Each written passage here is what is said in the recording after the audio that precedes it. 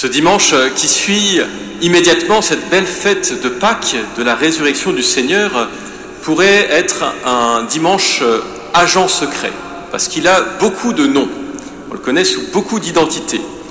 On l'appelle le dimanche de Quasimodo, non pas en raison du personnage du roman de Victor Hugo, mais en raison des premiers mots de l'introïte grégorien, c'est-à-dire de ce chant d'entrée qu'on chante en grégorien, et qui dit « Quasimodo geniti infantes », comme des enfants nouveau-nés ayez soif d'un lait spirituel très pur.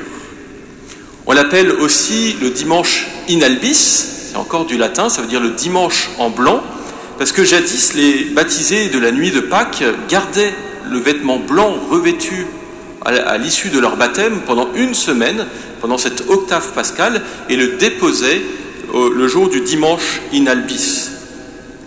Et vous le savez aussi, depuis l'an 2000, où le pape Jean-Paul II a institué la fête de la Divine Miséricorde, on appelle aussi ce dimanche le dimanche de la Divine Miséricorde. Alors, nous fêtons aujourd'hui la miséricorde de Dieu. Depuis le début de la révélation chrétienne, nous savons que Dieu est amour, nous savons que Dieu est miséricorde. Mais avons-nous pris toute la mesure de ce que cela veut dire ? Sommes-nous bien sûrs de comprendre l'étendue de la miséricorde de Dieu ? En fait, Dieu nous dépasse tellement que nous serons toujours au premier balbutiement de notre connaissance de la miséricorde divine. Cela ne doit pas nous décourager, au contraire. Un prêtre que j'ai connu, qui s'appelait le père Michel de Sassilly, aimait à répéter « Mes chers amis, Jésus ne nous dit pas que la vie chrétienne est facile. Il ne nous dit pas non plus que la vie chrétienne est difficile. Jésus nous dit que la vie chrétienne est impossible.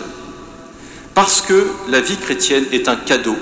Il faut savoir la demander et la recevoir comme un cadeau. » Eh bien, il en est de même pour la miséricorde de Dieu. Cet amour dont Dieu nous aime n'est pas dû. Il ne peut pas être non plus mérité. Il est un pur cadeau, un pur don, une pure grâce. Et il faut la recevoir comme telle, cette miséricorde divine. Et c'est paradoxalement ce qui nous rend bien difficile parfois l'ouverture de notre cœur. Parce que nous sommes très souvent dans le « j'ai le droit à » ou encore dans le « donnant-donnant ». Nous tombons bien souvent dans quelques écueils lorsque nous approchons le mystère de la miséricorde divine. Alors j'ai essayé de résumer en trois erreurs nos écueils vis-à-vis de la miséricorde de Dieu. La première erreur pourrait se résumer ainsi: s'il y a la miséricorde, alors il n'y a plus de justice. La deuxième: s'il y a de la miséricorde, alors plus rien n'est grave, il n'y a plus de péché. Et la troisième: s'il y a la miséricorde, alors il n'y a plus besoin de conversion. La première erreur repose sur une étroitesse d'esprit qui ne peut pas concevoir, ou qui ne peut concevoir plutôt qu'une opposition entre la miséricorde et la justice. Pourtant, Dieu est aussi juste que miséricordieux, sans qu'il y ait aucune contradiction en lui. La miséricorde divine est comme le nom propre de la justice divine.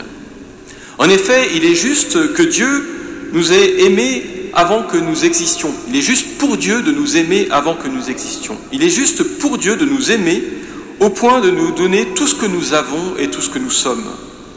Il est juste pour Dieu de nous aimer malgré notre incapacité à répondre à son amour. Il est juste pour Dieu de nous aimer alors que nous sommes pécheurs. Il est juste pour Dieu de nous sauver et de nous justifier. Toutes ces œuvres de la miséricorde divine s'identifient parfaitement avec la justice infinie de Dieu. La seconde erreur relève d'un cœur sec et d'une logique peu empreinte d'amour. Puisque Dieu est si bon et miséricordieux et qu'il pardonne tout, alors finalement, le péché, c'est pas si grave. Mais existe-t-il encore vraiment ce péché ? Notre monde contemporain est presque tout entier plongé dans cette erreur.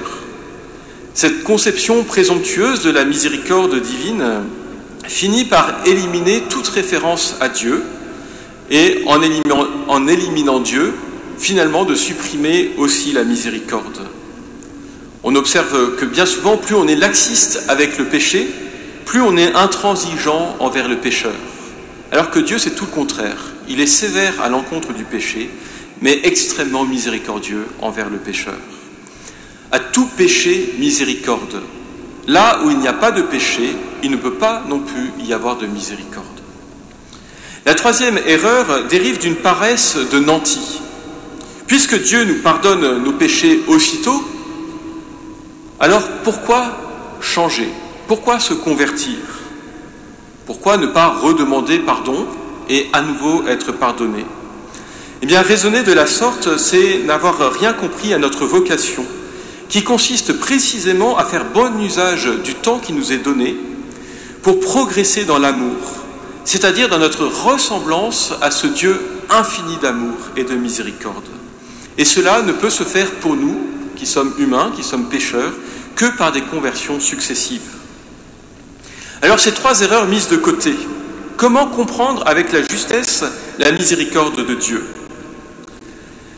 Cette miséricorde est exprimée d'une manière admirable dans l'évangile que nous venons d'entendre, qui nous en donne une parfaite illustration. En effet, Jésus a manifesté un amour infini à Thomas.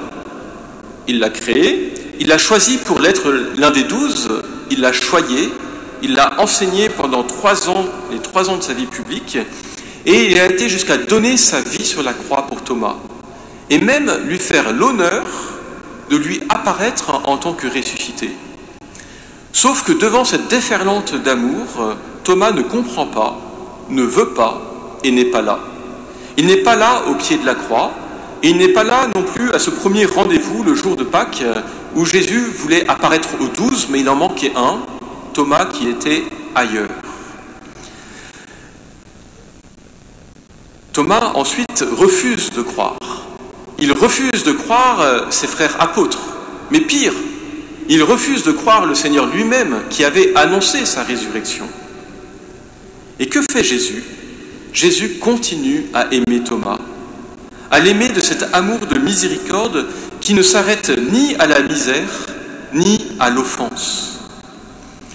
Le tableau de la rencontre de Jésus et de Thomas rend visible la puissance et la délicatesse de la miséricorde divine. Dieu s'approche aussi près de nous que possible pour nous proposer la foi qui nous unit à lui dans l'amour. Il s'approche aussi près que possible, mais il nous laisse faire le dernier pas pour préserver notre liberté, qui est la condition de notre propre amour. Dieu veut guérir l'offense et le manque d'amour, qu'est le péché, par un surcroît d'amour. Dieu nous aime encore plus fort alors que nous sommes pécheurs, mais il veut aussi nous permettre, nous, d'être rendus capables de l'aimer malgré cette fermeture de cœur qu'est le péché. Et il veut que nous soyons capables de l'aimer en vérité, c'est-à-dire de l'aimer librement. Thomas, veux-tu toucher du doigt ce cœur miséricordieux qui t'aime tant et qui a versé son sang pour toi? Jésus est désarmé et désarmant. Désarmé, il s'expose. Il expose son cœur miséricordieux et prend le risque d'un nouveau refus, qu'il aurait crucifié à nouveau.